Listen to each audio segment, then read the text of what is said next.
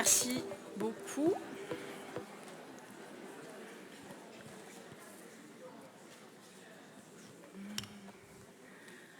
Alors, merci beaucoup de bien vouloir prendre place. On a une belle assemblée avec tous les départements représentés. Donc, déjà, pour commencer, un grand merci de la part de toute l'équipe projet de l'ARS qui travaille depuis plusieurs mois avec les coordonnateurs de contrats locaux de santé, des conseils locaux de santé mentale, des projets territoriaux de santé mentale, avec les animateurs de santé publique aussi. Donc, pour faire le point, identifier les axes d'amélioration possible pour toujours contribuer davantage aux dynamiques territoriales et partenariales permises par les contrats locaux de santé. On est là aujourd'hui pour partager aujourd'hui sur tout ce qui est ressorti de ces mois de travaux et tracer des perspectives ensemble. Déjà, je vais souligner et vous remercier tous parce qu'on a une assemblée qui est composée d'usagers, de représentants d'usagers. On a pas mal d'associations très impliquées dans la défense des droits des usagers, des professionnels de santé, de CPTS, d'établissements sanitaires et médico-sociaux. On a beaucoup de partenaires, je vais en oublier forcément, mes excuses par avance. On a la mutualité sociale agricole, l'assurance maladie, régime général qui est là avec nous. Nous avons bien sûr d'autres services de l'État, Santé publique France, la mutualité, et puis je vous ai dit, on a des élus nationaux, régionaux, départementaux, locaux. Voilà, donc une belle assemblée. Je souligne aussi que notre démarche suscite l'intérêt du national, même si nous avons les excuses de la ministre pour la clôture, compte tenu de l'actualité, elle n'a pas pu se libérer. Mais nous avons parmi nous un digne représentant du secrétariat général chargé des ministères des Affaires sociales, GEMAS, Yvan Degnon. Nous avons la DITP parmi nous, monsieur Alban Praquin et monsieur Mehdi Kellal, qui nous feront une intervention cet après-midi sur les méthodes d'intelligence collective et la territorialisation en santé. Et nous avons également la DGOS, Direction générale de l'offre de soins, Madame Poffic, que je n'ai pas identifiée là. Et vous verrez également, dans l'après-midi, nous aurons un apport extérieur tout à fait passionnant également par Didier Jacotot, directeur de cabinet du pilotage et des territoires de l'ARS Bourgogne-Franche-Comté. Donc il a fait un long voyage pour nous retrouver. On le remercie. Et voilà, donc sans plus attendre, ce que je voulais vous dire, c'est que pendant plusieurs mois, donc on a pas mal travaillé, on a identifié beaucoup d'attentes, à la fois de la part des coordonnateurs de CLS. Alors quand je dis CLS, à chaque fois on entend aussi CLSM, PTSM. On a pas mal travaillé pour identifier donc les besoins, les attentes, le besoin de développer certains outils, le besoin de mutualiser nos connaissances, de mutualiser des projets. Donc il y en a déjà pas mal qui ont été partagés. Vous serez destinataire donc de tous les supports on a fait des journées de séminaires, de formation qui ont conduit à la production de supports. Vous verrez cet après-midi, en début d'après-midi, nous mettons en place donc des espaces ressources. Vous serez amenés, nous vous y accompagnerons au premier étage où vous avez différents partenaires, l'ARS bien sûr, et des partenaires qui seront là pour vous présenter les outils et ressources qui peuvent être mis à disposition de tous. Et puis pour ce matin, je vous propose de rentrer directement dans le vif du sujet en faisant un petit travail pratique. Allez, ça va prendre 2-3 minutes. On va vous demander allez, prenez 2-3 minutes pour réfléchir, trouver 2 mots, si vous voulez bien, sur le CLS pour vous. Qu'est-ce que c'est ? Qu'est-ce que ça vous inspire en 2 mots ? Vous pouvez être tout à fait sincère, allez-y. Et on va faire un nuage de mots avec ce qui va ressortir. Comme ça. Donc, concrètement, vous scannez le QR code ou vous allez sur le site WooClap avec le code de l'événement là qui est affiché en bas à droite. Donc je vous laisse un petit moment le temps de scanner ou de vous rendre sur le site.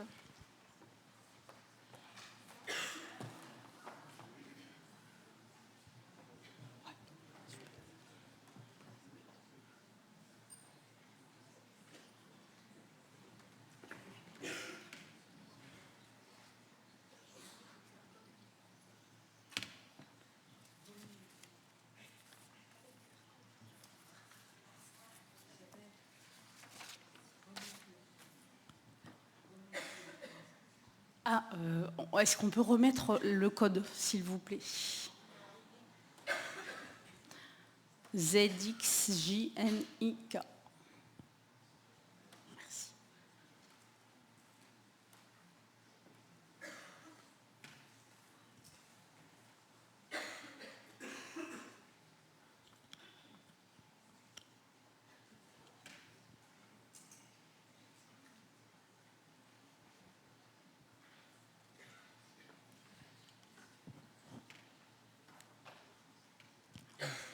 Je laisse encore 2-3 minutes.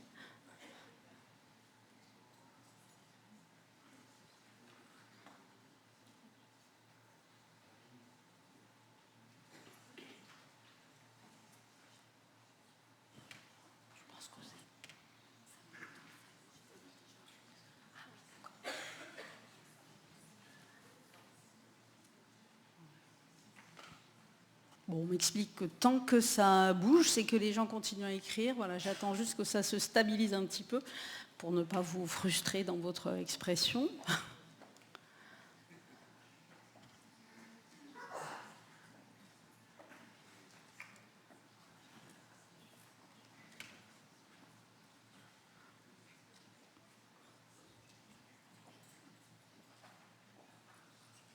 Bon, je vais vous proposer d'arrêter maintenant. Je pense que c'est bon, même si on pourrait y passer effectivement beaucoup plus de temps.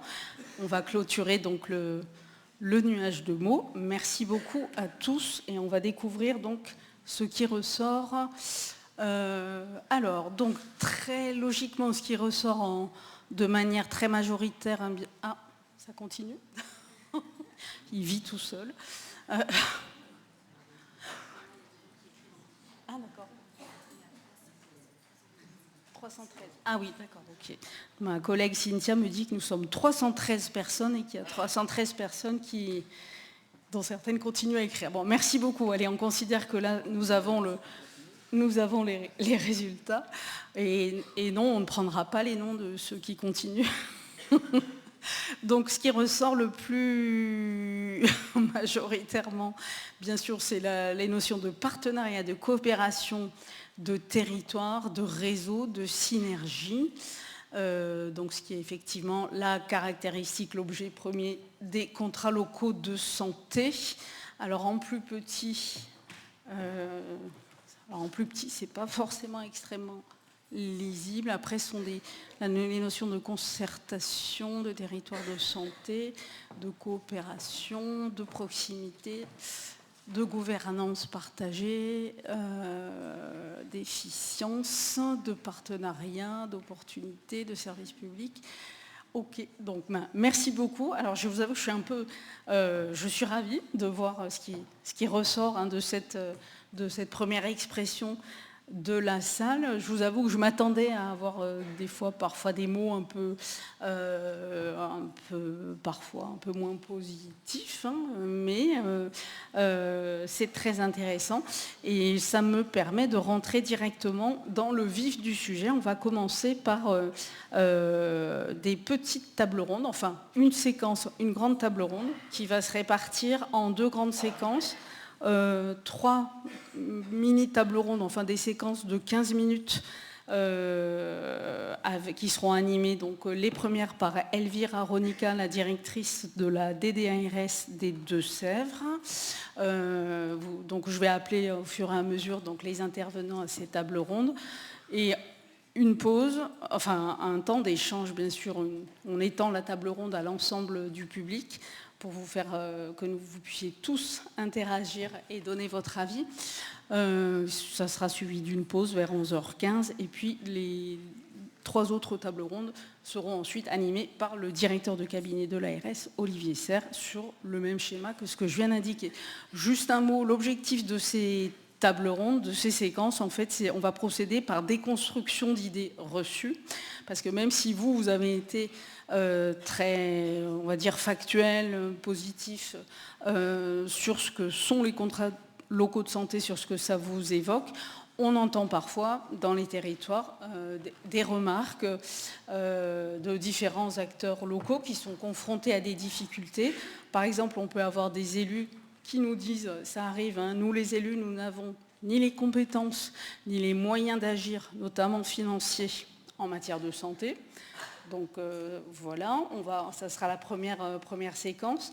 La deuxième séquence, ce sera, il n'y a pas assez d'interaction entre les professionnels de santé et les élus.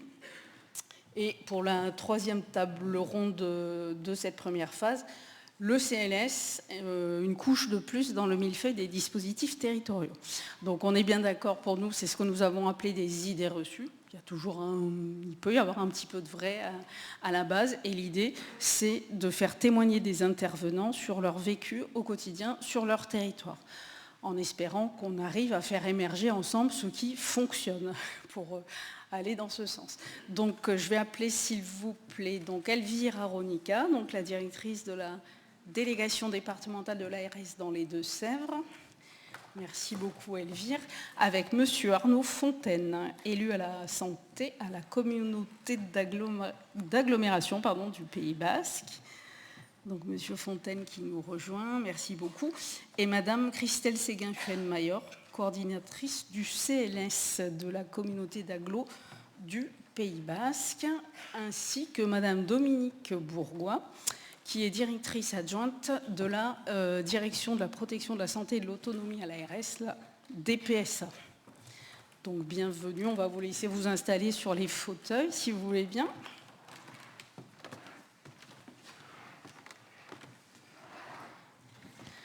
Merci beaucoup, ça va, vous êtes bien installés. Donc on va vous laisser interagir pendant 15 minutes.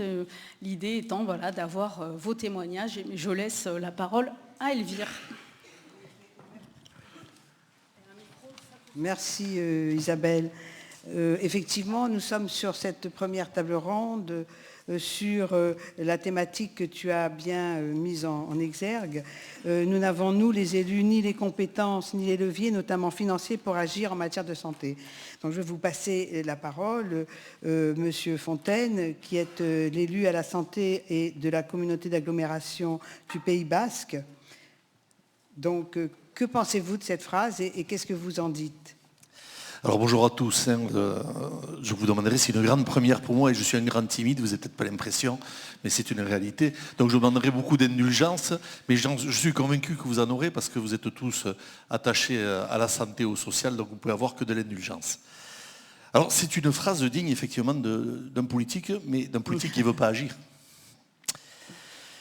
Alors, elle pourrait être vraie à condition d'avoir une vision assez restrictive de la santé, à condition de ne pas travailler en réseau, en partenariat, à condition de ne pas se saisir des opportunités législatives ou réglementaires que l'on nous donne, à condition de résumer l'action publique et politique à uniquement de la dépense, à des moyens financiers. Alors certes, dans un contexte qui est assez compliqué, et ça on ne peut pas le nier. Vous avez vu quand même toute la mobilisation qu'il y a autour du projet de loi des finances 2025 et le congrès des maires récent. Donc effectivement, si on résume notre action à des dépenses, ça pourrait être vrai aussi. Et ça pourrait être vrai aussi si on se focalisait uniquement sur la démographie médicale et sur la difficulté de recruter des médecins, bien que ça soit, et on ne va pas le nier, un réel souci. Alors, la santé, ce n'est pas qu'un traitement technique d'un symptôme, une simple consultation, une opération, un examen. Ce n'est pas qu'un traitement chimique. Et si on revient à la définition, et je ne vais pas faire un cours magistral, j'en suis bien incapable, la définition de l'OMS par rapport à la santé, elle décrit quand même, pour la bonne santé, un état qui est bien plus général, un état complet de bien-être physique, mental et social. Et donc ça ne se résume pas à une simple absence de maladie ou d'infirmité. Partant de là, l'action publique apparaît plus clairement, ou du moins donne la possibilité, je pense, aux élus d'avoir une action qui est facilitée et qui est au moins légitimée par des lois. La loi 3DS, qui avait été votée en 2022, qui donne justement des compétences en question de santé au territoire, mais aussi en termes de différenciation, ce qui permet aux élus de conjuguer au mieux, au niveau local, l'efficacité de l'action publique et donc de la volonté politique. Alors, quelles compétences a donné la loi 3DS? La possibilité aux EPCI, entre autres, de contribuer à développer des actions de prévention, garantir l'égal accès aux soins pour tous. C'est quand même un petit peu le but pour lequel étaient créés les CLS, gommer les inégalités territoriales de santé, de participer au conseil de surveillance des établissements publics de santé, la possibilité de gérer aussi un centre de santé et de recruter des médecins. Donc, entre autres, on ne va pas en faire la liste exhaustive, mais c'était quand même les éléments qui étaient les plus significatifs. Alors aujourd'hui, il y a de plus en plus d'EPCI qui ont pris dans leur statut la compétence santé. Donc ça prouve bien qu'on peut agir d'une manière ou d'une autre. Et qui, rappelons-le quand même, entre nous soit dit, la compétence santé, c'est quand même une compétence de l'État. Donc je sais qu'il a envie de faire des économies, mais il faut quand même le rappeler, c'est une compétence principale de l'État.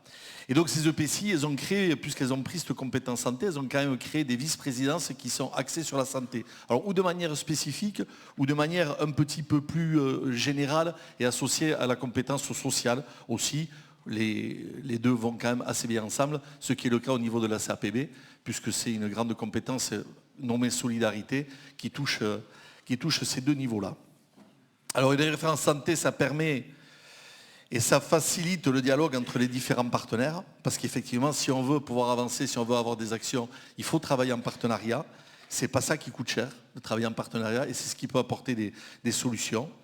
Ça permet de mobiliser sur son territoire toutes les forces vives et les différents partenaires, d'autres collectivités. Je vais vous donner quelques exemples en suivant. Les professionnels de santé, le mouvement associatif, l'administration, notamment l'ARS qui, je veux le rappeler quand même, le souligner, au niveau du département des Pyrénées-Atlantiques en tout cas, mais je ne doute pas que ça soit partout pareil ailleurs, on a des très bonnes relations, des très bonnes actions ensemble. Alors, un peu de concret. Quelques exemples de moyens que les élus peuvent avoir pour agir sur la santé. Mais déjà, la mobilisation. Alors, je sais que venant du territoire du Pays Basque, on a ça un petit peu dans les gènes, le collectif, la mobilisation, la pression, mais je pense que vous avez tous les moyens, les élus, à un moment donné, de vous mobiliser aussi et de pouvoir avoir des actions de ce type-là. Alors, la mobilisation, je vous donne un exemple très concret, même deux exemples. Le premier, parce qu'on va le faire dans l'histoire, ça a été l'hôpital de Saint-Palais. Donc c'était une clinique, la clinique Socori, qui était un établissement de santé privé au cœur du Pays Basque, dans le Pays Basque intérieur, et qui avait des grosses difficultés.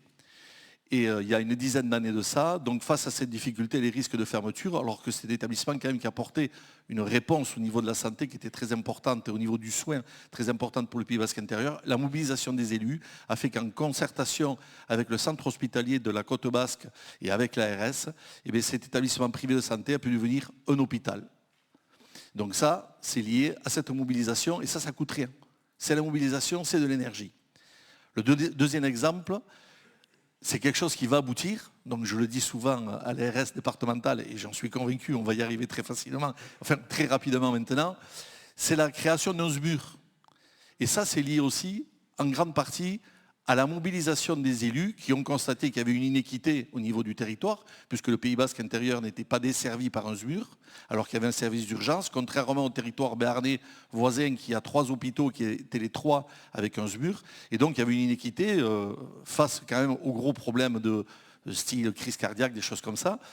Et donc la mobilisation des élus, avec plus de 109 élus du Pays Basque intérieur qui sont mobilisés, qui ont signé une pétition et qui sont allés, alors faire pression c'est pas le bon mot, mais qui sont allés rencontrer l'ARS en disant qu'il y avait vraiment une volonté politique, une volonté publique que cet établissement, que ce service soit associé, soit créé, fait que théoriquement, il devrait voir le jour en 2025. Ça coûte rien. C'est de la mobilisation. Ensuite, je vous donnais l'exemple de partenariat. Nous avons un conventionnement avec un dispositif que certains d'entre vous connaissent certainement, peut-être même un peu tout le monde, qui a été mis en place par le conseil départemental qui s'appelle Présence médicale 64. Présence médicale 64, ça ne coûte pas grand-chose, mais c'est aussi un dispositif qui permet de travailler sur le recrutement des jeunes médecins. En conventionnant avec les territoires, avec toutes les EPCI du département, le conseil départemental, il fait la promotion auprès des jeunes médecins, des futurs jeunes médecins, promotion du territoire. Et donc forcément, il faut que les collectivités les aident, parce que c'est aussi faciliter leur installation, avec peut-être aider pour une place en crèche, pour des places pour le centre de loisirs pour les enfants. On avait pris un peu de retard, c'est trop long. On est un peu limité dans le temps. Ok. Les exemples que vous donnez nous sont très précieux. Alors, il faut rien toucher, les micros, il faut rien toucher. Ah bon. Les exemples que vous nous donnez sont très précieux, mais je C'est pense qu'on dommage. pourra aussi échanger avec l'ensemble des témoins et des partenaires présents. Mais je vais devoir passer la parole à Madame Christelle Séguin-Fenmayor, j'espère que je n'écorche pas votre nom, et qui coordonne le CLS de la communauté d'agglomération du Pays Basque. Oui, mais du coup, bonjour à toutes et tous. Je vais prendre la suite. Oui, en fait, la continuité que je pense allait dire Arnaud, c'était effectivement un des leviers, puisque la phrase, je crois qu'il parle de levier. Ça peut être le CLS et finalement montrer que, voilà, il y a différents leviers pour agir en santé et à travers les différentes politiques publiques, on peut agir évidemment sur les déterminants de santé, mais surtout les déterminants structurels. Et ça montrerait aussi une cohérence de territoire entre les actions de santé publique que peut mener par exemple les services de santé publique d'un centre hospitalier et peut-être aussi une collectivité, et pour les habitants montrer une cohérence entre la volonté d'aller sur des changements de comportement individuels et aussi des choses qui sont mises en place à une échelle un peu plus macro, mais qui favorisent aussi un changement de comportement. Donc le CLS peut être un des leviers, le but c'est quand même de travailler en transversalité et montrer qu'à travers les différentes politiques publiques qu'a une EPCI, mais il y a des actions ou des projets qui sont mis en place qui ont un impact favorable à la santé. Alors juste pour atterrir aussi, on a 2 exemples qu'on voulait donner. Le premier, c'est sur une action qui est dans le CLS, qui est copilotée par l'ARS et par la CAPB sur la qualité des eaux de baignade. Donc l'idée au départ, c'était vraiment effectivement davantage informer les acteurs de la société civile, structurer en association ou en association aussi de citoyens, pour pouvoir montrer ce qui se fait en termes aussi bien au niveau sanitaire qu'au niveau CAPB aussi. Et en fait, en parallèle, sur notre territoire est apparue en été 2021 l'algue Ostreopsis, donc qui est une algue invisible mais toxique pour l'homme, qui en fait entraîne des troubles ORL, respiratoires ou cutanés, le plus souvent bénins, mais en même temps, si on est souvent exposé à cette algue, je pense notamment aux maîtres nageurs sauveteurs, enfin voilà, il y a certaines catégories de population qui vont peut-être être amenées à être plus exposées, les symptômes peuvent durer quand même plus longtemps. Et donc il y a eu différents projets de recherche qui ont été menés. Le premier, c'était en 2021, copiloté par la CAPB, l'ARS et les communes en fait, du littoral. Il y avait plusieurs objectifs. C'était d'abord de faire des prélèvements in situ, pour davantage voir la régularité, la quantité de l'algue sur le littoral. Des méthodes aussi de recherche en laboratoire pour identifier les différentes souches, travailler aussi sur les conditions hydroclimatiques locales et établir des seuils d'alerte. Donc ça a été un premier travail qui est toujours en cours. Mais surtout, ça a aussi permis un autre projet de recherche à une bien plus grande ampleur, puisqu'il est financé aussi par l'Union européenne et qui est transfrontalier, qui s'appelle Ostreobila, et qui, pareil, va travailler sur, évidemment, tout ce qui est finalement santé environnementale, mais qui va travailler aussi sur les conséquences, ou en tout cas les répercussions que cette algue peut avoir sur la santé humaine, et développer des outils de gestion pour les autorités, donc autorités locales en gestion, en charge de la gestion des plages, et aussi des autorités sanitaires. Donc là, finalement, on est clairement sur une politique publique qui n'est pas santé, qui est vraiment l'eau, mais où on a un impact en santé. Et où les budgets finalement mobilisés ne sont pas des budgets à proprement dit santé, mais des budgets d'autres politiques publiques. C'est tout, ou je peux encore donner un exemple? Je vous en prie. C'est en tous les cas très intéressant parce que à travers vos 2 témoignages, on voit l'action qui peut avoir lieu dans le domaine de l'accès aux soins, l'améliorer, le maintenir et faire en sorte que ce soit accessible à toute la population. Et avec vous, plutôt le côté santé-environnement, qui finalement, avec la question des algues et des eaux, nous montre aussi l'impact sur la santé et tout le travail que peuvent mener les élus dans les politiques publiques au travers du CLS. Je vais peut-être passer la parole à Dominique Bourgois qui a des commentaires à faire sur ces deux interventions. Oui, merci Elvire. Bonjour à toutes et tous. Merci pour ces témoignages. Et effectivement, il me semble que vous évoquez le fait que les collectivités font de la santé des fois sans le savoir, en travaillant avec d'autres, en se posant les bonnes questions. Pas uniquement sur l'offre de soins, peut-être, voilà, monsieur, et je comprends que les maires soient attirés par la présence de soignants dans leur commune, etc.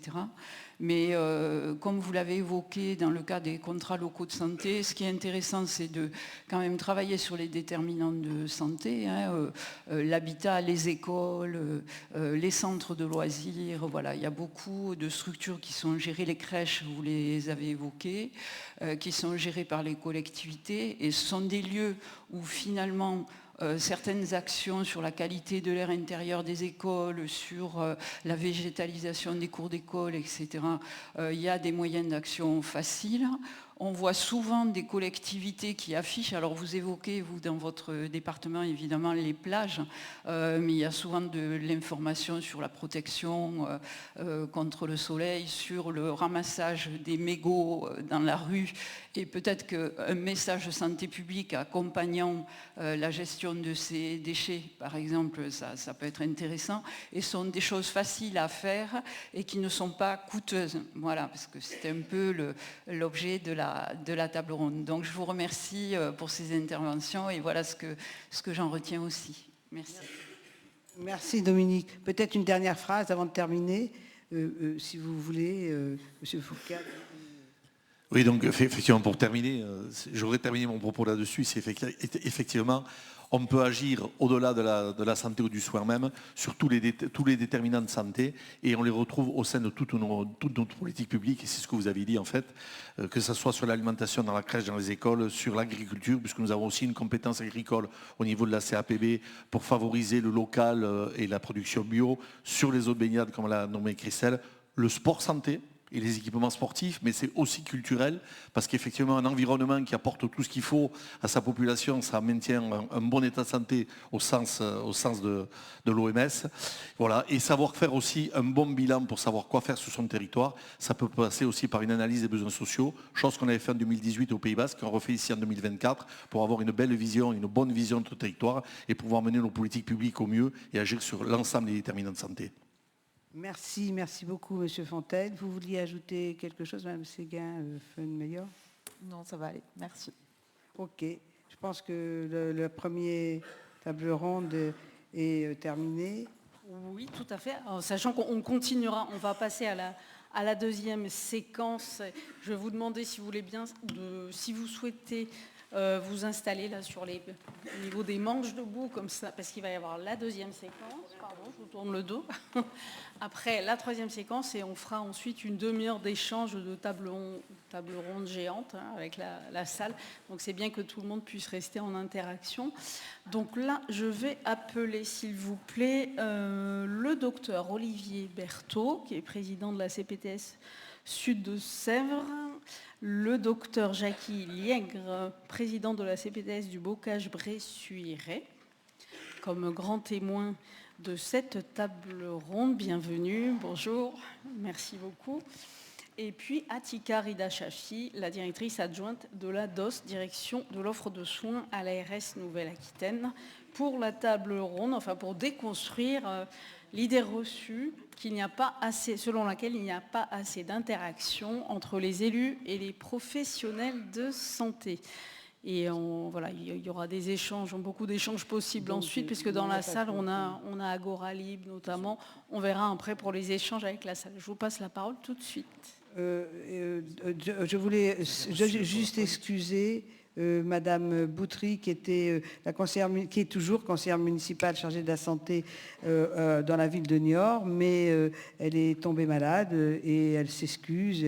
Elle était très partante pour être elle aussi grand témoin du côté des élus. Mais je pense que des élus, d'autres élus, et M. Fontaine d'ailleurs pourra en parler, peuvent intervenir à ce propos. Je vais passer la parole donc au docteur Berthaud et au docteur Liègre. Vous avez donc quelques minutes pour témoigner vous aussi. Bonjour à tous. Nos excuses parce que nous arrivons au terme de travaux que vous avez menés depuis longtemps. Et alors peut-être nos propos seront imprécis ou nécessiteront là encore de l'indulgence. Quelques éléments historiques et finalement, en y repensant, plutôt d'abord des éléments préhistoriques. Ça fait 30 ans que j'exerce la médecine et je dirais plutôt que le début de mon activité, c'est par rapport à ces relations avec les élus, c'est plutôt un exercice en silo. Les élus mènent leurs projets de leur côté et les professionnels de santé de l'autre côté, avec des constructions autonomes de cabinets médicaux qui s'étoffent petit à petit de plusieurs professionnels, avec l'intégration de secrétaires d'abord, d'assistants en santé, d'infirmières azalées. Et puis apparaissent au fur et à mesure des mutations des professionnels de santé qui peuvent ne pas être satisfaits de leur exercice, de leur job. Et ils peuvent aller vers la possibilité de s'installer ailleurs ou de ne pas vouloir venir s'installer là. L'historique, aujourd'hui, ou depuis 2020, le Covid constitue un tournant pour moi dans cette façon d'exercer et de concevoir la santé sur le territoire. Chez nous, avec le Covid, sont apparus des centres de dépistage et de vaccination qui ont été portés par le CLS parce que les CPTS n'étaient pas encore constitués. Ça a été vraiment l'élément déclencheur de création des CPTS au décours de l'exercice des centres de vaccination. Notre territoire, ça constitue une unité territoriale. Il y a un CLS qui est sur le secteur du Mélois et du Haut-Val-de-Sèvres, et c'est le même territoire que recouvre la CPTS. Sur ce même territoire, on a un hôpital local, une FMC, et le secteur de permanence des soins est adapté à ce territoire sous forme de 2 secteurs de PDSA, dont un peu fragile avec moins de 15 participants. Donc probablement, il y aura une mutation à faire probablement dans quelques temps. Ça nous a amené à travailler à nouveau sur des projets de santé locaux. Alors, à Saint-Mexan et à Mel, en lien avec une situation critique, parce que paradoxalement, ce sont les 2 plus grosses villes du territoire de la CPTS. Ce sont les villes où les médecins, les professionnels de santé travaillent de façon isolée, et donc ça constitue pas d'attractivité pour de nouveaux médecins que de venir les accompagner. Donc sur Saint-Mexan-l'École, avec la municipalité, naît un projet de maison de santé pour 2026 avec réhabilitation d'une ancienne caserne. Et nous travaillons aussi sur une réponse aux soins non programmés sur le site de l'hôpital avant que cette maison de santé ne soit opérationnelle. À Mel, c'est une autre option que la municipalité a prise avec la création d'un centre public de santé accompagné par un prestataire, la fabrique des centres de santé. À Lezay, on est dans une autre direction, on est vraiment dans un milieu très rural et paradoxalement, sur un territoire où il y a 2000 habitants, nous nous retrouvons avec 7 médecins généralistes, dont 5 médecins maîtres de stage, ce qui permet d'alimenter le renouvellement, l'attractivité des nouveaux médecins sur le site qui sont à la recherche de qualité de travail, d'exercices pluriprofessionnels et de charges immobilières modérées. Ça nous amène donc à travailler plus préférentiellement pour les professionnels de santé à l'élaboration du projet de santé. Pour autant, on mesure bien que dans ces 3 exemples, ce qui est très difficile, c'est l'élaboration du projet immobilier, parce que nous, professionnels de santé, nous n'en avons pas les compétences et nous n'en avons surtout pas le temps. Et notre prérequis, c'est d'offrir presque 100% de notre temps de travail et d'intelligence aux soins et pas à élaborer un projet immobilier. Donc ce qu'on découvre, c'est qu'il y a besoin d'accompagnement nécessaire pour mener ces projets, à la fois ces projets de santé et ces projets immobiliers, parce que même pour le projet de santé, on a besoin d'être accompagné, parce que nous ne savons pas écrire, nous ne savons pas conceptualiser un projet de santé. Donc on a besoin d'accompagnement nécessaire à ces 2 niveaux. On a besoin de méthodologie, de conceptualisation pour épargner, gagner du temps et pouvoir gérer ces projets de façon efficiente avec des compétences. Ça c'est plutôt toi. Ouais, c'est chez moi ça. Merci Olivier, merci pour votre accueil. Alors donc, en tout cas pour nous situer, je ne sais pas si vous avez bien perçu qu'on était des Deux-Sèvres, comme j'aime à le dire par rapport aux présentations qu'on fait. Bienvenue chez les Ch'tis de Nouvelle-Aquitaine. Vous êtes chez nous là dans le Grand Nord, hein, on est tout là-haut. Et moi du coup je représente la CPTS, la Communauté Professionnelle Territoriale de Santé du Bocage-Bressuiret. Donc là on est au pôle Nord, assurément sur le territoire de Nouvelle-Aquitaine.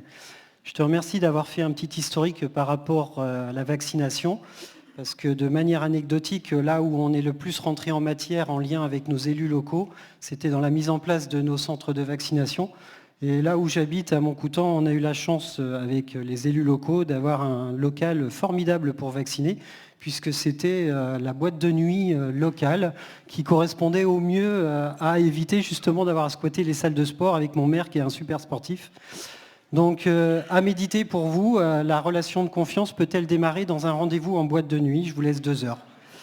Voilà, merci pour le rappel historique, mais ceci dit, nous, ça démarre là-dessus, parce que quelque part, tout ça se base sur une relation de confiance. Plus sérieusement, en ce qui nous concerne, en tout cas, il y a eu un travail récent, parce qu'on est dans une situation plus avancée. J'ai la chance d'avoir un territoire plus avancé par rapport à ça. On a un territoire où il y a la valeur de 6 déjà maisons de santé pluriprofessionnelles, dont 3 qui ont un caractère privé dans la grande ville de Bressuire, et 3 autres qui sont en satellite, dont le structurel en fait est porté par les élus, par le service public.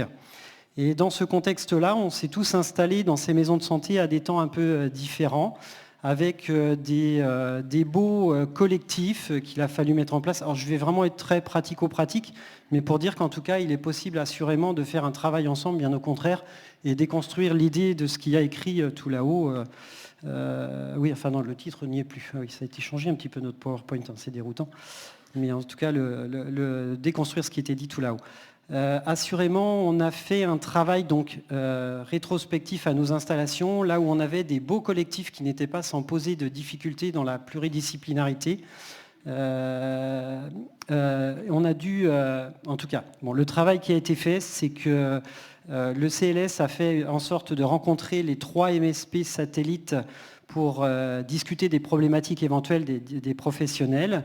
Remettre aussi, entendre que les professionnels, comme tu l'as très bien dit Olivier tout à l'heure, sont là dans les MSP pour assumer leurs compétences professionnelles, mais pas tant pour avoir à gérer tout ce qui tourne autour de ces MSP.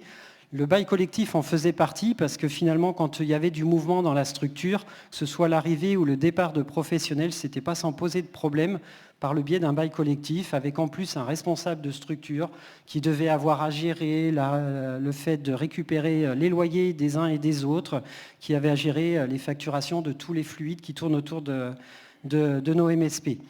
Donc les élus nous ont entendus de manière collective dans un premier temps, et puis ensuite en petit comité avec un représentant de MSP, avec la coordinatrice que l'on a des CISA, donc des MSP différentes qui étaient là, la coordinatrice CPTS et des représentants élus. Eh bien, nous avons pu élaborer un projet de bail plutôt individuel, ce qui rend les choses beaucoup plus simples pour les professionnels au sein de la structure. Et même au travers de ça, en fait, j'ai découvert des choses par rapport à ce que nous ont retranscrit les élus, parce que c'était vraiment dans un esprit d'échange efficient pour maintenir les professionnels en place en local et en même temps favoriser l'attractivité. On a discuté aussi sur les fluides pour avoir à essayer d'alléger cette charge par rapport aux professionnels de santé au sein des structures. Et du coup, on a abouti à un loyer par professionnel proposé, avec éventuellement une proposition aussi de fluide derrière. On entend par là l'électricité et l'eau, sachant que j'ai constaté qu'en fait, quand ça venait des élus, malheureusement, ce n'était pas si intéressant financièrement, contrairement au côté privé. Enfin, j'ai découvert ça. Donc quoi qu'il en soit, ce qui a été admis finalement, c'est que par professionnel, il y avait un bail individuel. Et si vous avez des questions après, pourquoi c'était si important, je vous l'expliquerai. Et on a abouti au fait que l'agglo couvre nos structures, nous met à disposition les cabinets satellites, notamment celui du secrétariat, un cabinet vacant en cas de besoin, autant pour des spécialistes qui viendraient de l'hôpital que pour nos internes qui travaillent dans les MSP. Un cabinet aussi est mis à disposition pour notre infirmière de prévention Azalée.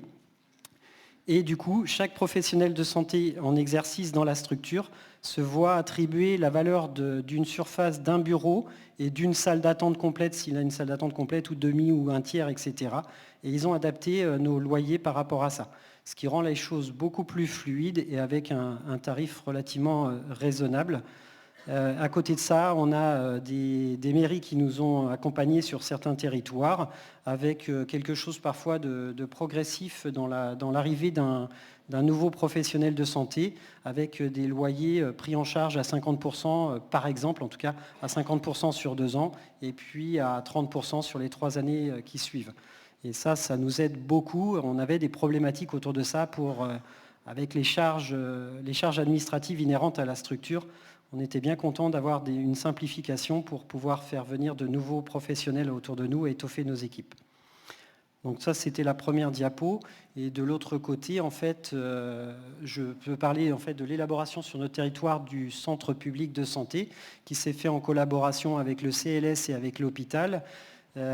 Suite à des départs en retraite, il fallait trouver des solutions, pas d'installation en vue. Peut-être qu'après tout, le salariat pour certains professionnels de santé pouvait aider à maintenir de l'offre de soins un peu plus encore. Eh bien, ça n'a pas forcément été sans difficulté. L'hôpital n'avait pas forcément été porteur de projet, effectivement, avec l'ARS derrière qui nous proposait une candidature sur ce sujet-là. Mais pour autant, il n'avait pas forcément des locaux pour accueillir ce nouveau centre public de santé.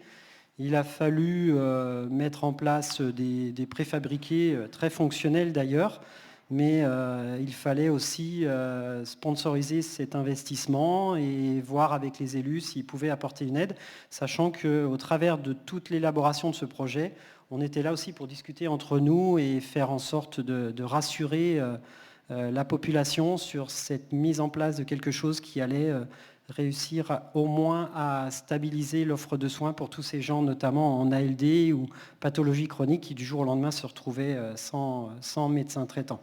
Donc en fait, le CLS nous a fourni effectivement l'ingénierie nécessaire pour structurer le projet et le cofinancement à ce projet. La CPTS a financé en tout cas l'installation des préfabriqués. Et l'agglo en local nous sponsorise les loyers par rapport à cette structure. Voilà ce que j'avais à dire. Et du coup, comment ça fonctionne ? C'est peut-être assez basique ce qu'on a mis là, mais après tout, c'était un exemple concret et simple, je pense que vous nous demandiez. Donc d'un côté, la CPTS, ça c'est ce que je connais le mieux. Il ne faut pas trop long. Ok. Donc 2 co-dirigeants et 2 coordinatrices. Une coordinatrice générale pour la CPTS et une coordinatrice qui s'occupe des différentes MSP. De l'autre côté, au niveau de l'agglo, on a un vice-président effectivement qui est délégué à la santé et 2 chargés de mission, enfin une chargée de mission santé et une adjointe attractivité par ailleurs. Et de l'autre côté, au niveau du centre hospitalier local, on a notamment les directrices déléguées et directrices adjointes qui sont nos interlocuteurs privilégiés et avec tout le monde associatif. C'est vraiment pas du tout exhaustif ce schéma-là. Mais tout ça pour dire que pour que ça fonctionne, en fait, il y a des interlocuteurs bien authentifiés dans chaque structure. Et je dirais que dans beaucoup de cas, en fait, l'interaction se fait par le biais des coordinatrices au sein de la CPTS, des chargés de mission au niveau de l'agglomération et éventuellement des directrices adjointes ou déléguées au niveau du centre hospitalier. Et ensuite, ça s'étend jusqu'au cadre associatif par ailleurs. Et encore une fois, la liste est loin d'être exhaustive. Mais principalement, le DAC notamment et autres. Donc voilà, ça c'est le mode de fonctionnement. Merci à tous les deux pour ces témoignages très opérationnels et très concrets et qui montrent les interactions qui sont d'autant plus efficaces lorsqu'elles s'appuient sur des projets concrets. Atika, je te passe la parole pour donner tes premiers sentiments et réflexions. Bonjour à tous, donc Atika Ridachafi, directrice adjointe de l'offre de soins. Je ne suis pas de Sévrienne, donc je crois que je suis la seule de cette table ronde, je précise. Donc je vais faire attention à ce que je dis. Non, presque tout a été dit. Peut-être juste la thématique de la table ronde, l'idée à déconstruire qui est affichée là, consiste à dire qu'il n'y a pas assez d'interaction entre les élus et les professionnels de santé. Force est de constater que vous faites la démonstration du contraire, mais par ailleurs, peut-être, moi je voudrais aussi poser un autre postulat, c'est qu'il y a beaucoup d'interactions entre les élus et les professionnels de santé, mais souvent de mauvaises interactions entre les élus et les professionnels de santé, parce que souvent dans l'urgence. Et c'est peut-être ça le sujet, c'est que souvent, quand ces interactions se créent, sont initiées, les élus sont acculés par des demandes de leurs concitoyens sur une réponse aux soins sur leur territoire. Les professionnels sont eux-mêmes acculés de demandes non satisfaites de la part des usagers du territoire et ça génère des constructions de réponses au coup par coup, souvent dans l'urgence, et qui alimentent aussi une forme de, solutions vraiment presque parfois improvisées, en tout cas dans l'urgence, ce ne sont jamais les meilleures solutions et ça génère aussi des formes de concurrence entre les territoires. Vous avez évoqué un point très important, docteur, c'est la mutation de l'exercice professionnel qui correspond aussi aux aspirations des professionnels qui s'installent, qui ne veulent plus exercer de manière isolée.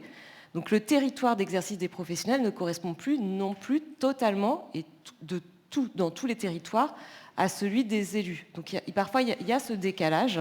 J'imagine que quand vous recevez dans vos cabinets, vous ne contrôlez pas l'origine géographique, l'adresse postale, pour voir si elle correspond à celle du territoire sur lequel vous êtes implanté, ce qui est un vrai sujet aussi. Donc il y a l'intérêt à agir, c'est le territoire et la cohérence entre le territoire d'intervention des professionnels et celui de la construction des projets avec les élus et les partenaires.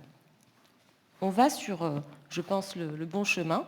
Vous avez évoqué des outils qui peuvent apparaître comme ça, comme des mécanos administratifs un peu vides de sens, mais qui sont extrêmement pertinents, puisque ce sont des outils qui nous permettent justement de construire des solutions sur le long terme et non des solutions dans l'urgence.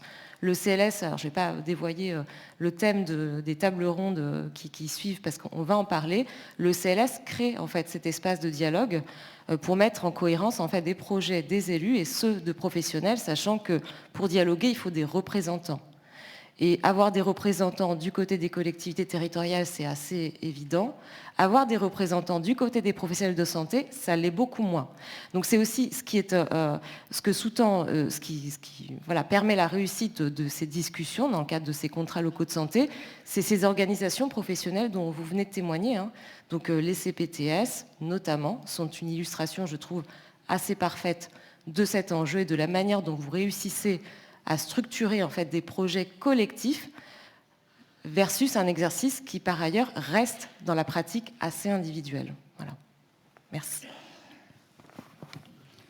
Ok, merci. Je pense qu'on pourrait aller plus loin, mais on va s'arrêter parce qu'on prend un peu de retard et on va passer au troisième. Ah, la conclusion. Ah, ok. Moins d'une minute. Je vais essayer. En fait, au début, mon propos, c'était qu'on était parti d'un exercice en silo, et l'idée, c'est de reconnaître qu'il faut aller vers un système spatial, collaboratif, en territoire, avec des atouts que sont le temps, mais on s'aperçoit que le temps médical a du mal parfois à se mettre en phase avec le temps institutionnel, et je dirais qu'il met encore plus mal à l'aise le temps des usagers. Et c'est celui-là qui est pourtant notre leitmotiv, la réponse à l'usager. L'espace de ce système spatial, c'est l'espace comme une mosaïque de ressources. Nous ne connaissons pas nos ressources sur notre territoire. Donc ça, on a besoin d'un annuaire, on a besoin d'une reconnaissance de cette mosaïque. Et tout ça, ça devrait permettre l'interrelation des élus et des professionnels et des usagers. Et quand on dit interrelation, c'est nourrir l'intelligence de relations les uns avec les autres. Donc le mot de conclusion, c'est que ce système, il est à construire, à entretenir, et qu'il faut qu'à chaque niveau, on l'identifie comme un laboratoire modeste de santé en territoire, pour être des incubateurs d'offres innovantes de prise en charge et de soins. La question entre nous, élus, professionnels et usagers, c'est est-ce que c'est une question de proximité ou est-ce que c'est une question d'intimité? Quelle place on laisse à l'autre dans nos instances, dans nos fonctionnements et dans nos projets? Est-ce qu'on est seulement des co-acteurs ou est-ce que nous sommes des co-porteurs? Voilà. C'est parfait. Merci beaucoup. Oui, mais bon, docteur Berthaud, c'est déjà très très bien et très clairement dit. Merci beaucoup. On va passer peut-être alors au troisième.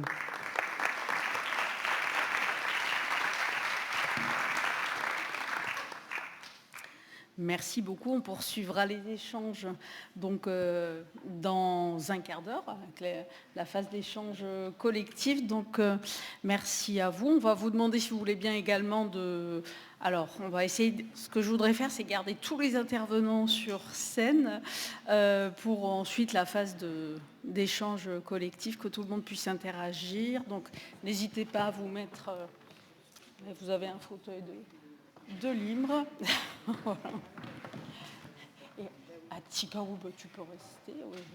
Et alors, on accueille Madame Marie-Laure Lafargue, conseillère régionale déléguée à la prévention en santé, sport, santé des jeunes et des personnes précaires, donc qui nous rejoint là, ainsi que Madame Laurence Castelleroux de la MSA du Lot-et-Garonne, qui va nous apporter un témoignage notamment sur le contrat local de santé du pays d'Albret. Et c'est Dominique Bourgois qui sera la référente ARS sur cette table ronde, même si Attika est la bienvenue éventuellement. mais tu peux circuler si tu veux. Merci beaucoup. Donc on va passer, merci, la parole à Madame Lafargue. Alors donc le CLS est une couche de plus dans l'ensemble et la multitude des dispositifs territoriaux. Bonjour, d'abord, je pourrais, si je me laissais aller à une vague de pessimisme, donner caution à ce qui se passe là et à ce qui est dit là, parce qu'il faut reconnaître que notre système est compliqué. Juste pour l'anecdote, j'étais il y a une dizaine de jours au Danemark sur la participation à une mission sur un programme européen avec des délégations de plusieurs pays. La seule délégation qui s'est présentée pour parler du même sujet avec 3 représentants, c'est la France. On est avec des Polonais, des Danois, des Italiens, et on culpabiliserait presque, et on pourrait donner caution à ça. Ça, c'est pour l'anecdote. Je suis plutôt quelqu'un d'un naturel optimiste, et j'ai envie d'aller à l'encontre de ça. Et on va se redire finalement beaucoup de choses qui ont été dites avant. Pour déconstruire cette idée, pour moi, il y a un sujet, c'est repartir à qui sont destinées nos politiques. Est-ce qu'elles sont destinées aux professionnels ? Est-ce que l'utilité d'un CLS, c'est que coordonner des professionnels, ou est-ce que le sujet, c'est d'améliorer la réponse en santé que l'on fournit à la population ? Et en partant de là, en fait, tout ça devient limpide, à mon avis. C'est-à-dire que l'ensemble des professionnels ou des élus ou des acteurs qui ont un intérêt dans le suivi de la santé vont forcément se retrouver derrière ce contrat. À la région, on a choisi ça a été déjà évoqué, de vraiment prendre ce parti pris, alors que ce n'est pas dans notre compétence centrale non plus, d'agir sur le sujet du One Health. Alors j'aime pas trop One Health, même si ça commence à rentrer dans les mœurs, mais j'aime bien parler plutôt de santé dans toutes les politiques.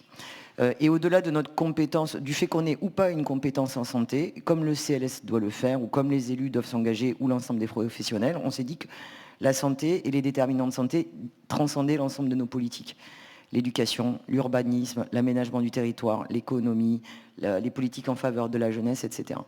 Et le contrat de santé, local de santé, quand on le décline à l'échelon le plus proche du territoire, en fait, c'est ce qui a été dit avant. Ça devient l'incubateur, le laboratoire de toutes les initiatives que l'on pourrait faire et donner, que l'on parle d'urbanisme, de santé, de professionnels de santé, avec l'exemple qui a été donné avant, en partant du champ de la prévention à l'offre de soins.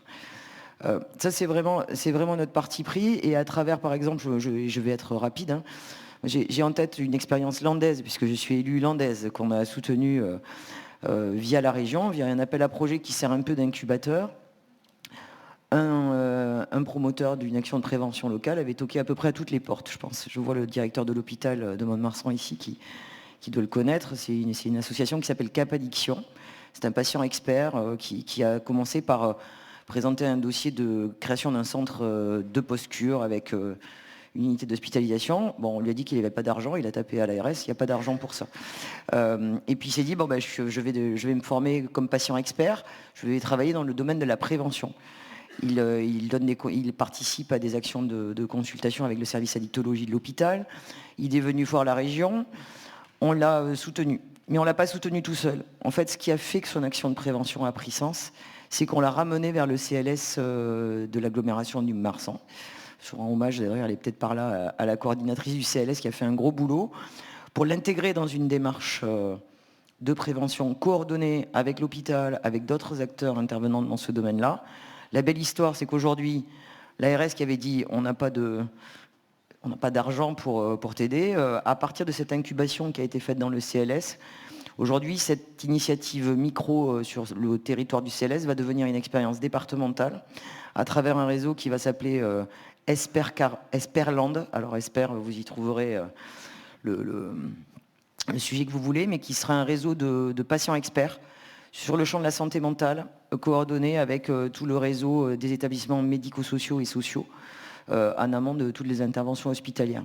À travers cet exemple, vous avez compris que, bah oui, à toquer à toutes les portes, le parcours du combattant est compliqué, mais c'est finalement le CLS qui a servi de nœud d'activation avec un seul sujet, où sont les besoins de la population du territoire, et comment l'ensemble des acteurs se met en musique autour de ça, et comment chacun trouve sa place. Voilà, je m'en tiendrai là, mais vous avez compris que je suis, même si la région n'intervient pas dans tous les CLS d'ailleurs, on se réserve le droit des fois de les signer, des fois d'en être partenaire, mais c'est une couche de plus, mais c'est aussi une couche qui est nécessaire dans ce seul sujet, l'usager dans son territoire et avec l'immense complexité du système.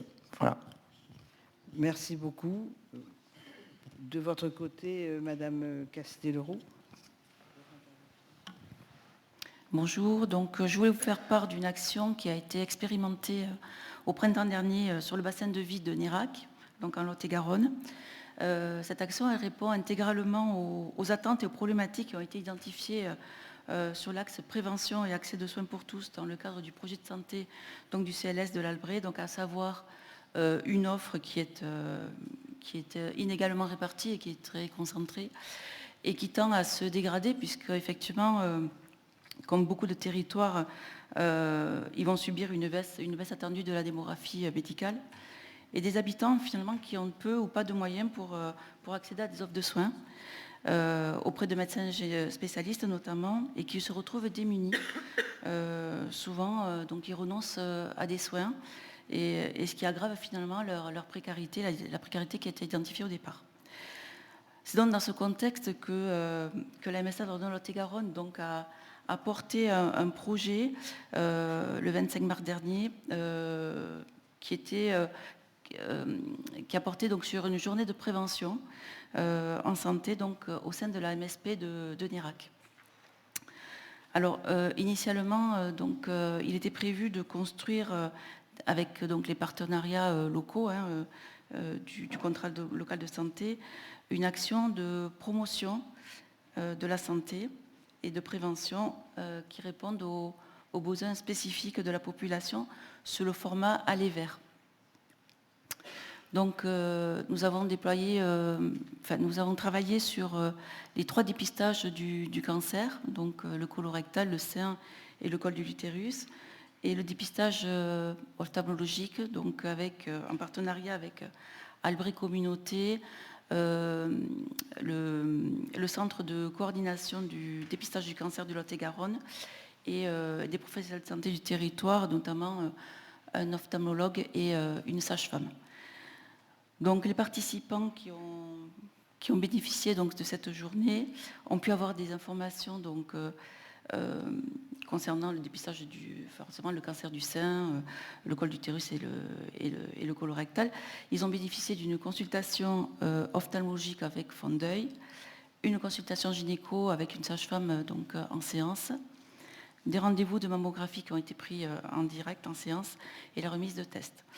Donc la journée a été une réussite finalement, puisqu'elle a permis à 70 personnes de participer, de bénéficier d'un accompagnement gratuit. Et ça se traduit concrètement par à peu près 130 consultations.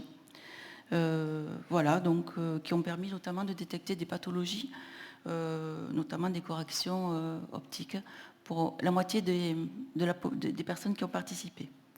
Voilà, donc je tenais à souligner toute l'importance des coopérations, tant avec les professionnels de santé que les élus et les institutions, bien évidemment, puisque cela nous permet aussi de mettre en place et de faire émerger des expériences innovantes sur les territoires ruraux, voilà, grâce à des dynamiques territoriales. Voilà, elles sont essentielles, puisqu'elles permettent de donner des réponses humaines et pragmatiques, finalement, à une population qui subit les inégalités d'accès aux soins. Voilà, donc, alors, grâce à des dispositifs finalement financiers, la MSA en fait partie, puisqu'elle peut financer des actions de ce type-là. Voilà, nous sommes là pour aussi soutenir, développer et puis pérenniser ce type d'action. Voilà, donc à ce titre, nous avons plusieurs projets en cours d'ailleurs qui sont en train de se construire sous d'autres CLS ou sur d'autres structures d'ailleurs de coordination. Donc on travaille aussi avec des CPTS, voilà, sur des thématiques alors du dépistage. Il y en a plusieurs qui sont en projet là, sur le dépistage du cancer de la peau, le dépistage de la rétino diabétique et sur de l'éducation thérapeutique aussi. Voilà. Donc l'idée est toujours d'agir au plus près sur les territoires, au plus près de la population. Voilà, donc grâce à cette coopération, on espère répondre durablement en tout cas pour maintenir en tout cas la santé sur les territoires ruraux. Merci Mme Castelero. Dominique, tu as des commentaires particuliers? Peut-être juste 3 mots sur la représentation, excusez-moi, sur la représentation des collectivités. C'était intéressant que le conseil régional puisse intervenir. On n'a pas sur cette table ronde de conseil départemental, mais les conseils départementaux peuvent être aussi signataires des CLS et finalement des partenaires tels l'assurance maladie, la MSA, voilà, des structures. Et finalement, ce qu'on en retient, malgré ce foisonnement de structures qui peuvent signer ou de collectivités qui peuvent signer les contrats locaux de santé, il me semble qu'aujourd'hui, même si le terme venait de la loi hôpital, patient, territoire, santé de 2010, le terme contrat, quand on vous entend témoigner, etc., on voit bien qu'il n'est plus tout à fait adapté. Parce que quelque part, peut-être que si on interrogeait et si on faisait des micro-trottoirs auprès des usagers ou dans la rue, je pense que beaucoup, pour ma part, dans mon expérience professionnelle, on a essayé de le faire. Et effectivement, les gens ne savent pas ce que c'est, ce type de contrat, d'engagement. Enfin, le mot contrat fait penser au contrat d'assurance. Et finalement, c'est peut-être une assurance santé que vous apportez les uns et les autres autour de ce dispositif. Mais sans doute, avec les expériences, en tout cas, pour ce que j'en vois dans la région Nouvelle-Aquitaine, peut-être qu'il faudrait qu'on traduise, alors peut-être pas en FALC, mais quand même expliquer aussi aux usagers et au grand public. On a souvent des représentants dans nos instances des usagers, des associations, etc. Et bien expliquer à quoi ça sert ce truc-là, quoi. Hein. Et là, je trouve qu'avec vos témoignages, voilà, en donnant des exemples concrets, c'est peut-être à nous à travailler côté ARS pour faire passer un message plus grand public. Atika, merci. Atika, tu veux dire quelques mots de conclusion de cette table? Non, ça va, bon. Ok, on va peut-être partir sur des questions-réponses ou non ou des commentaires des autres acteurs. Merci beaucoup. Merci beaucoup, c'était très concret et ça va permettre maintenant de rebondir sur, voilà, on étend la table ronde avec vous tous, nous tous, donc une petite demi-heure d'échange parce que nous avions beaucoup de propositions de personnes qui souhaitaient porter des témoignages sur ces tables rondes, mais on n'a pas pu retenir tout le monde. Donc l'idée, c'est aussi que lors des échanges avec vous, entre nous tous, on puisse mettre en valeur d'autres exemples concrets ou entendre vos remarques, observations qui peuvent être aussi en mode sceptique. Vous savez, sur les 3 modes, hein, sceptique, positif, créatif. N'hésitez pas. Voilà, je vais demander à une collègue de m'aider. On va passer avec 2 micros pour vous donner la parole et permettre l'interaction avec nos intervenants.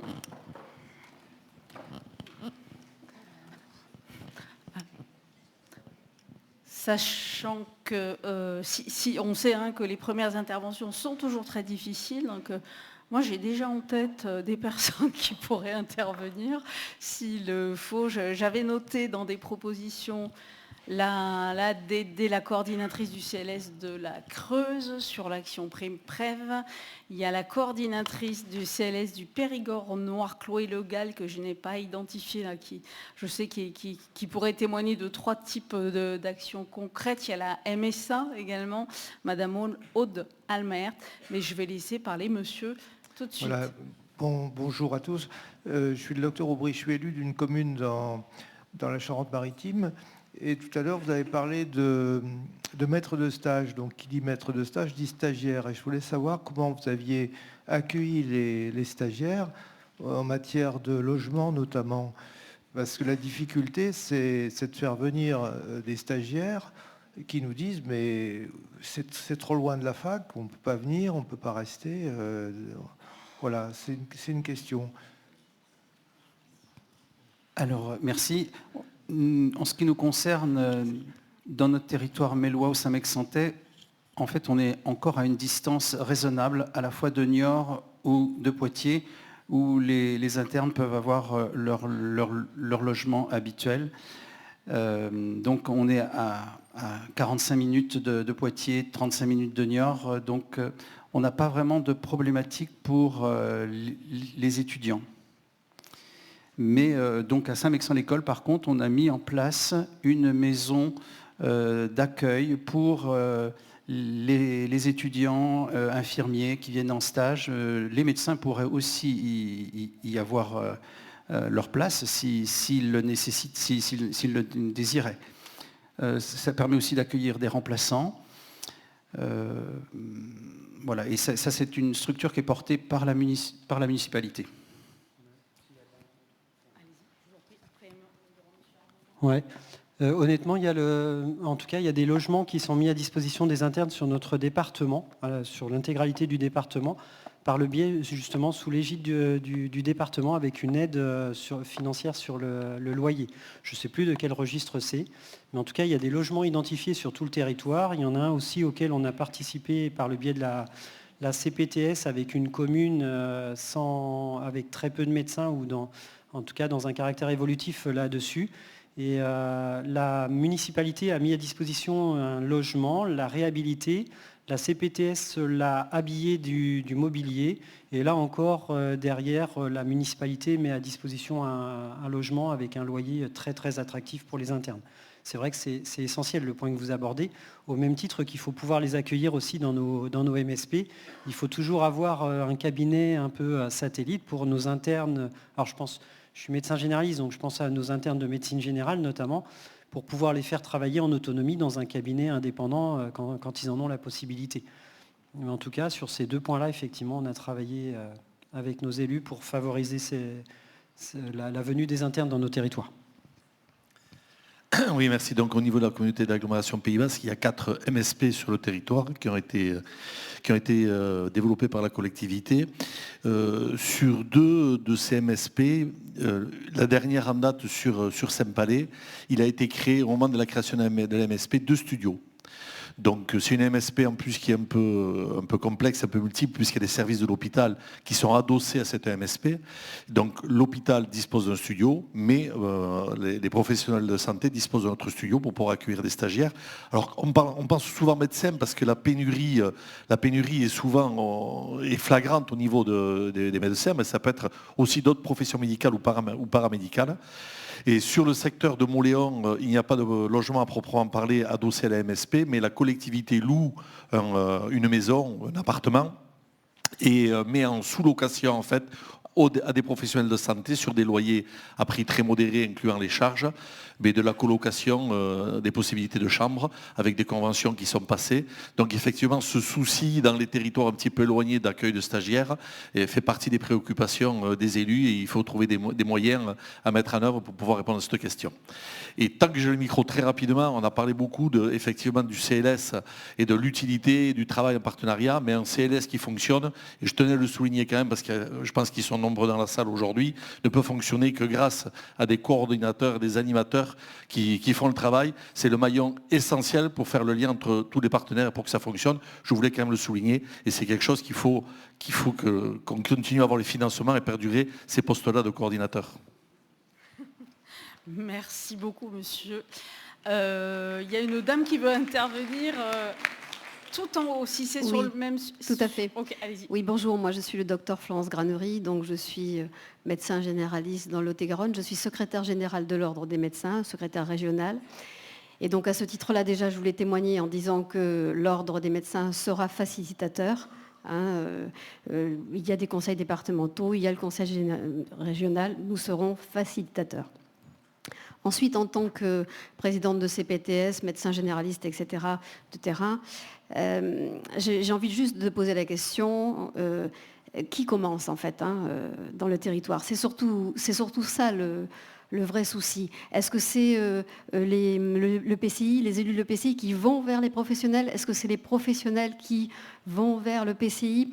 Est-ce que c'est l'ARS qui coordonne?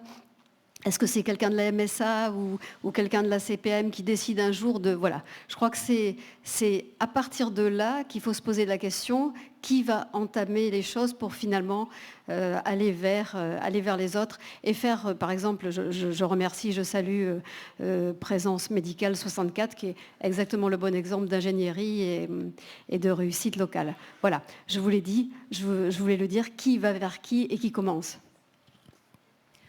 Merci beaucoup, c'est noté. Peut-être que quelqu'un voudra répondre. Il y avait Madame Bru et je vous passe, et après Madame Lafargue de la région, et je ne vous oublie pas, monsieur, après. Bonjour à tous, donc Marion Bru, je suis directrice du DAC 33 et présidente de la FEDAC. Et finalement, ce que je retiens ce matin sur les tables rondes, c'est vraiment cette idée de mieux se connaître.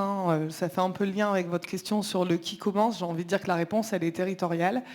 Pour faire le lien avec ce que vous disiez aussi, on a un écosystème qui est très riche. Et en fait, le message que je voulais passer aujourd'hui, c'est comment on pense la complémentarité à l'aune de ces instances qui rassemblent les gens, qui permettent de faire culture commune. Et les CLS sont une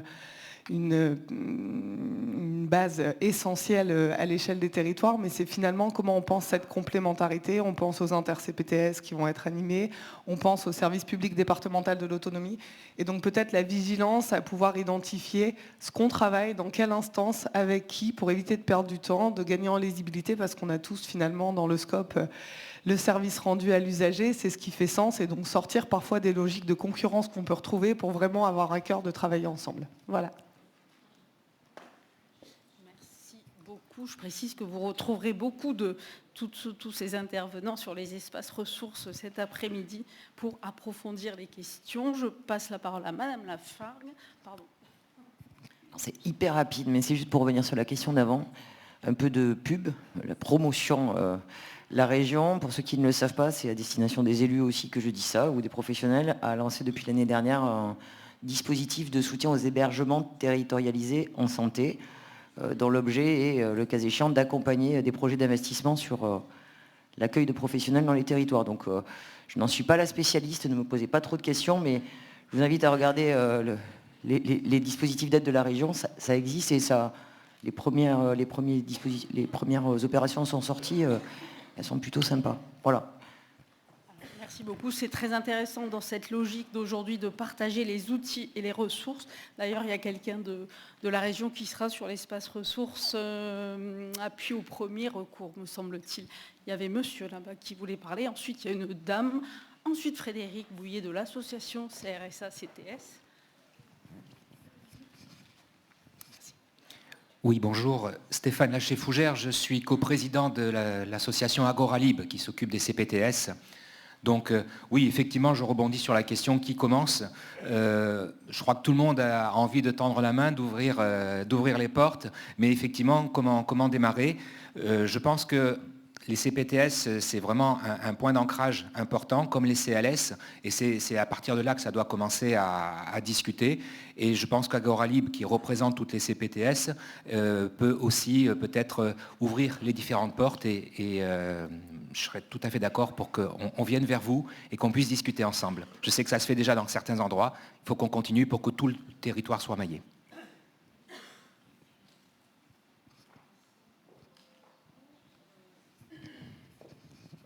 Juste une petite remarque, l'ARS est pour beaucoup dans les démarrages. D'ailleurs, c'est ce que nous faisons aujourd'hui, le fait de rassembler toute cette belle assemblée que vous êtes. Ça contribue à créer des rencontres, des liens qui permettent aussi des prises de contact et de démarrer des actions. Et je passe la parole à, je ne vois pas, madame, monsieur. Monsieur oui. Roca. Monsieur Roca. Oui, bonjour.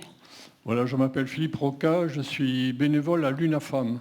Alors, pour ceux qui ne connaissent pas l'UNAFAM, c'est l'Union nationale des familles et amis de malades psychiques. Alors, plus spécialement, des personnes qui souffrent de schizophrénie, bipolarité, les borderline, les TOC, et puis les dépressions profondes. Voilà, toutes ces familles sont souvent désemparées parce que, en fait, nos patients, en UNAFAM, on est tous concernés par la maladie. Donc, voilà, on a un proche qui souffre de ces troubles.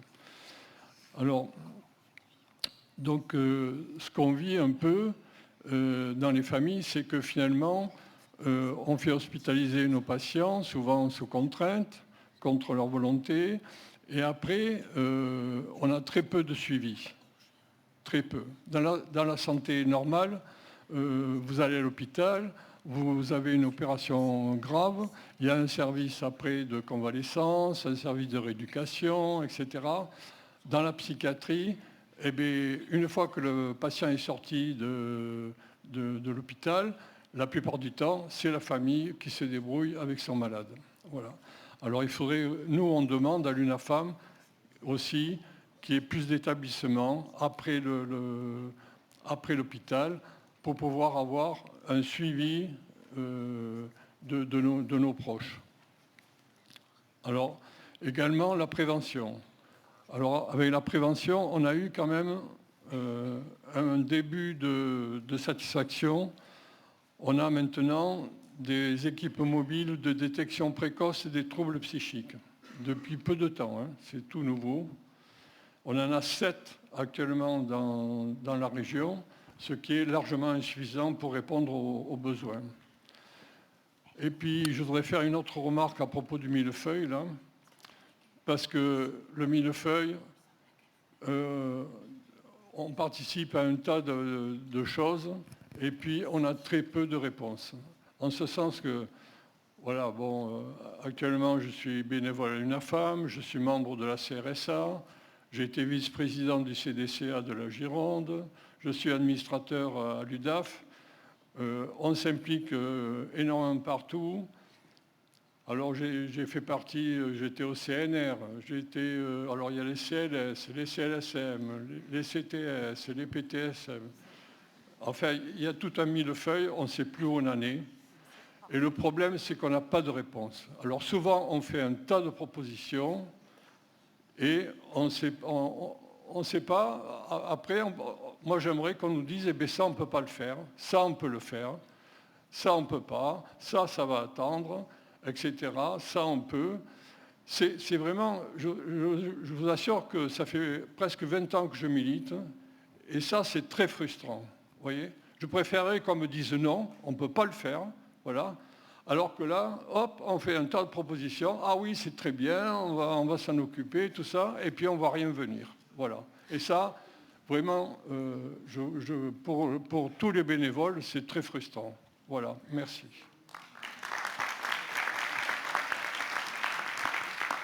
Merci, Monsieur Roca, pour cette intervention très importante, effectivement, qui fera le lien. Bon, là, on va bientôt faire une petite pause, après peut-être un dernier témoignage, mais ça fait notamment le lien avec la table ronde qui suivra la pause, hein, justement, le CLS, une couche de plus dans le millefeuille des dispositifs territoriaux.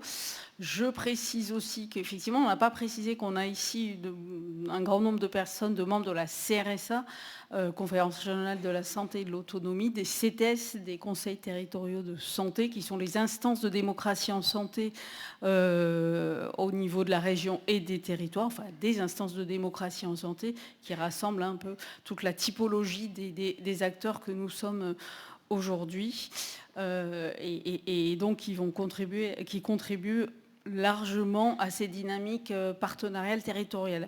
Cet après-midi, nous aurons des interventions, je pense notamment à la DITP et à l'ARS Bourgogne-Franche-Comté, qui n'apporteront pas toutes les réponses à ce que vous dites, hein, aux problématiques que vous soulevez, Monsieur Roca, mais qui nous aideront à avancer dans la réflexion sur l'articulation de tous ces dispositifs qui sont une vraie problématique, et ce qui est beaucoup ressorti dans nos séances de formation-action avec les coordos de CLS. Je me dépêche parce qu'on va devoir passer à la pause. J'avais juste noté que Madame Aude Almaer, de la Mutualité sociale agricole, souhaitait intervenir, mais je ne l'ai pas identifiée. Elle est tout en haut.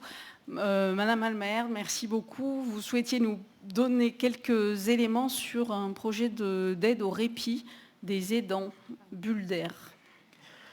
Oui, bonjour. Donc Aude Almaer de la MSA Sud-Aquitaine. En fait, j'avais prévu effectivement de vous donner une nouvelle illustration de ce que pouvait apporter le CLS. Il y a déjà eu beaucoup de choses de dites, alors en fait je vais surtout vous faire du gros teasing parce qu'on a la chance d'avoir l'équipe Bulle d'air présent sur les espaces ressources cet après-midi, donc elles sauront vous en dire plus sur cette formidable histoire qui a été lancée en 2015, qui s'est appuyée sur des diagnostics de territoire, qui a pu permettre de s'appuyer en fait sur les acteurs locaux et sur un partenariat très dynamique, notamment avec les SIAD, mais aussi l'association qui allait devenir le DAC 64. Donc c'est une très belle histoire qui s'est construite, qui a permis, comme le disait Marie-Laure Lafargue tout à l'heure, de pouvoir prouver à quel point les CLS pouvaient être un incubateur et permettre l'expérimentation.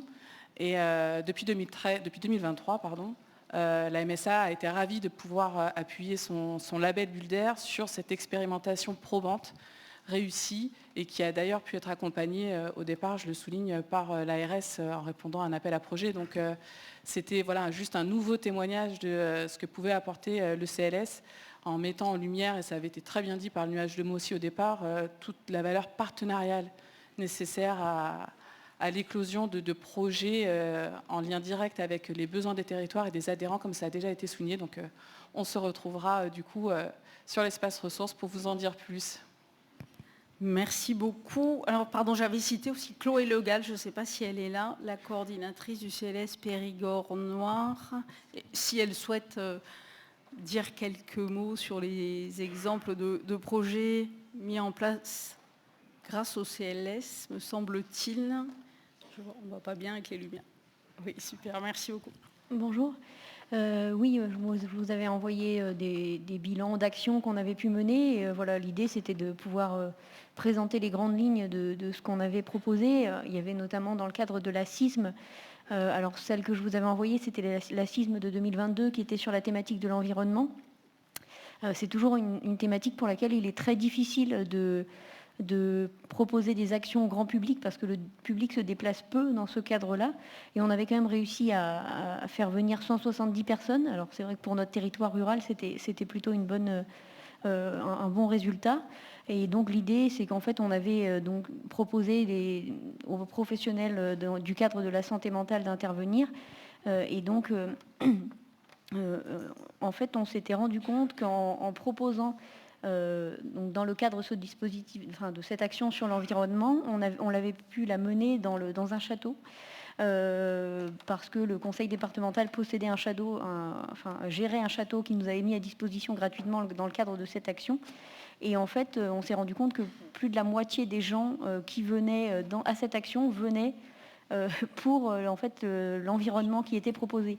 Et donc on s'est dit que dorénavant, à l'avenir, pour toutes les actions en santé mentale, en fait, on va essayer de proposer des environnements qui font venir le public, parce qu'en fait les gens venaient, mais ont aussi profité de l'action pour participer à tous les ateliers, toutes les animations qui étaient proposées. Et donc en fait c'est un biais qui n'était pas prévu au départ, mais qui nous a permis d'attirer énormément de public.